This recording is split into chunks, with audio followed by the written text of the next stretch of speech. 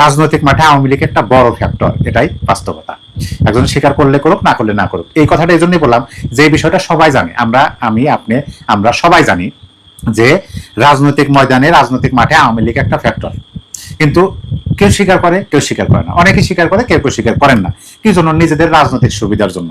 কিন্তু বক্তব্যের মাঝে মুখ ফসকে হোক, অগোচরে হোক, বা অন্যকে হেয় করা, ছোট করার জন্য হোক, এই নব্য মোস্তাক সার্জিস আলম তিনি এই কথাটা স্বীকার করছেন যে আওয়ামী লীগ একটা যে বড় ফ্যাক্টর, এবং আওয়ামী লীগ ছাড়া এই বাংলাদেশের রাজনৈতিক ময়দানে আপনি রাজনীতি করতে পারবেন না। হয় আপনাকে রাজনীতি আওয়ামী লীগের বিরোধিতা করে রাজনীতি করতে হবে, নয়তো আওয়ামী লীগের পক্ষে রাজনীতি করতে হবে, নয়তো বা না। কিন্তু যেভাবেই করেন না কেন আওয়ামী লীগ প্রসঙ্গটা থাকবেই, এটাই বাস্তবতা। দেখেন সার্জিস আলম কি বলছে, তিনি বলছেন দুঃখজনক হলেও এটাই সত্য, বিএনপি আওয়ামী লীগের ভোটের মাধ্যমে ক্ষমতায় এসেছে। তাদের সঙ্গে আওয়ামী লীগের অলিখিত চুক্তি ছিল। আওয়ামী লীগের বিভিন্ন নেতাকর্মীরা, ইভেন শেখ হাসিনা পর্যন্ত দেশের বাইরে বসে এখন এই কথাগুলো বলছে।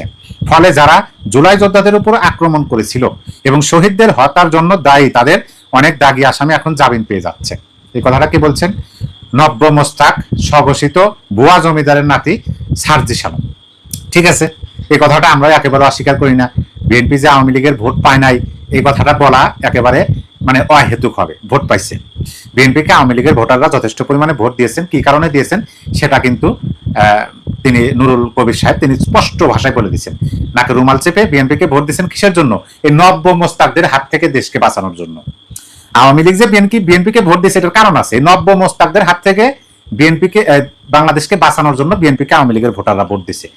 আমি যেটা প্রথমে বললাম, স্বীকার করলেও যা, না করলেও তাই, উপরের কথা বাদ। কিন্তু নিচের যে দুইটা লাইন, তিনি বলছেন যে ফলে যারা জুলাই যোদ্ধাদের উপর আক্রমণ করেছিল এবং শহীদদের হত্যার জন্য দায়ী, তাদের অনেক দাগী আসামি এখন নাকি জামিন পাইছে বিএনপিকে ভোট দেওয়ার জন্য। এই কথাটার সাথে আমি কোনোভাবেই একমত পোষণ করতে পারলাম না, কোনো মানে বিন্দু মাত্র একমত পোষণ করতে পারলাম না। এই জন্য পারলাম না, আপনাদেরকে বলি যে এই যে জুলাই আগস্ট আন্দোলনের সময় যে নৃশংসতা, ধ্বংসযজ্ঞ, বিনষ্টকারী, পুলিশের প্রাণ কেড়ে নেওয়া, সকল কিছু, এমনকি জুলাই আন্দোলনকারীদের যে যাদের প্রাণ হারাইছে, যারা বিভিন্ন অঙ্গ প্রত্যঙ্গ হারাইছে, যারা এখনো হাসপাতালে বেডে আছেন, এই বিষয়গুলো সম্পর্কে তো অনেকেই নিজের ইচ্ছায়, কেউ টেলিভিশন সেটে, কেউ সোশ্যাল মিডিয়াতে, ফেসবুকে, ইউটিউবে, টিকটকে, ইনস্টাগ্রামে, বিভিন্ন মাধ্যমে নিজের ইচ্ছায় স্বীকারোক্তি প্রদান করছেন না? করছেন।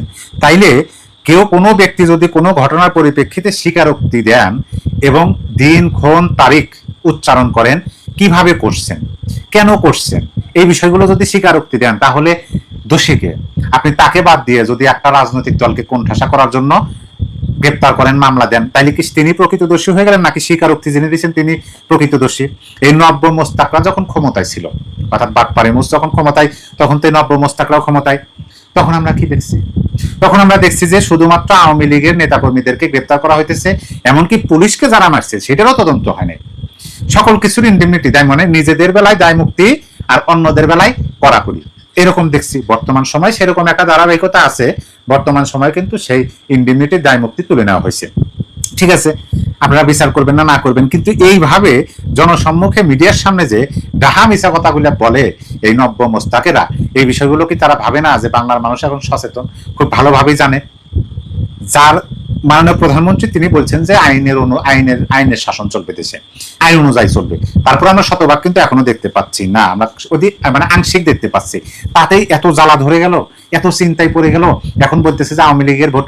এই নব্য মোস্তাক একটা সময় বঙ্গবন্ধু শেখ মুজিবুর রহমানের সুনাম গাইতে গাইতে মুখে ফেনা তুলে খাইতো। এখন বঙ্গবন্ধুর এমন ভাবে